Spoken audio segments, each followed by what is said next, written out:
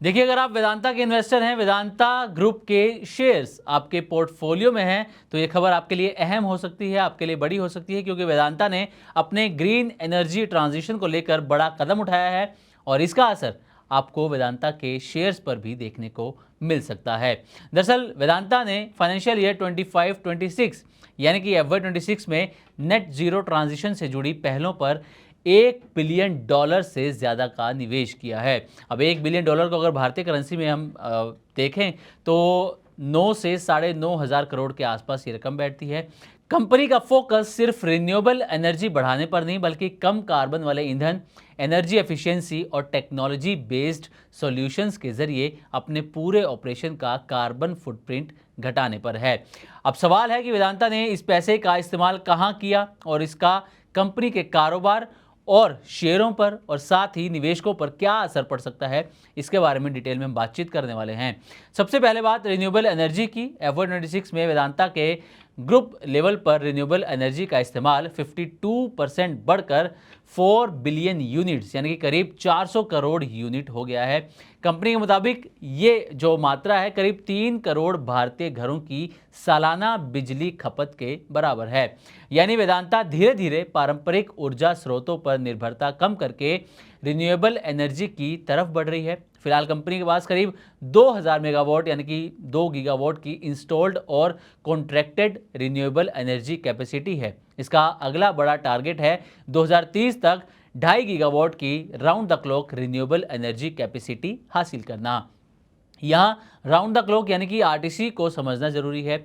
Solar और wind energy हमेशा उपलब्ध नहीं रहती, सूरज रात में नहीं होता और हवा की उपलब्धता भी बदलती रहती है।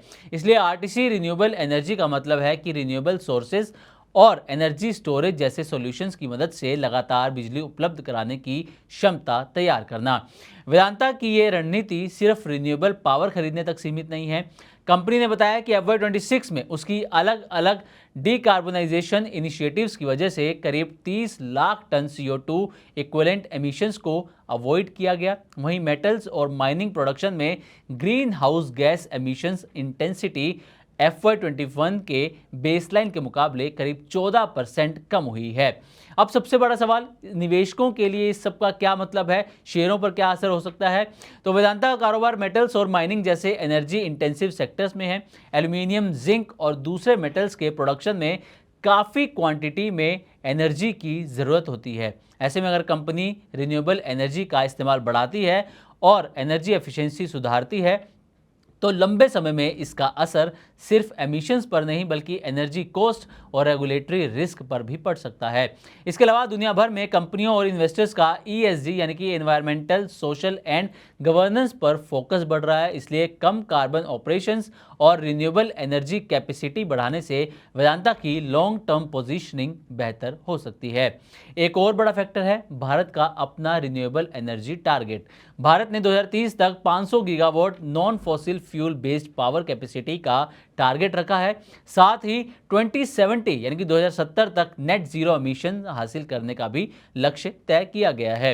रिन्यूएबल एनर्जी, ट्रांसमिशन, स्टोरेज और इलेक्ट्रिफिकेशन में बड़े निवेश की ज़रूरत होगी और इसके लिए एल्यूमिनियम, जिंक, कॉपर जैसे मेटल्स की मांग भी बढ़ सकती है। लेकिन निवेशकों को ये भी समझना चाहिए कि ग्रीन ट्रांजिशन का मतलब तुरंत मुनाफा बढ़ना नहीं है।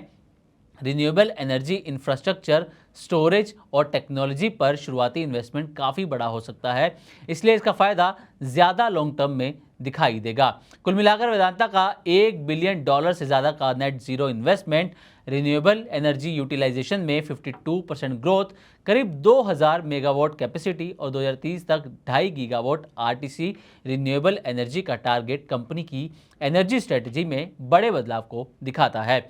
अब नज़र इस बात पर होगी कि ये इन्वेस्टमेंट्स आने वाले सालों में कंपनी की लागत, एमिशंस और प्रॉफिटेबिलिटी पर कितना असर डालते हैं। तो उम्मीद करते हैं कि हमारी तरफ से दी गई जानकारी आपको अच्छी लगी होगी। इसी तरह की और भी वीडियो के लिए देखते रहें मनी 9 और सब्सक्राइब करें हमारे YouTube चैनल।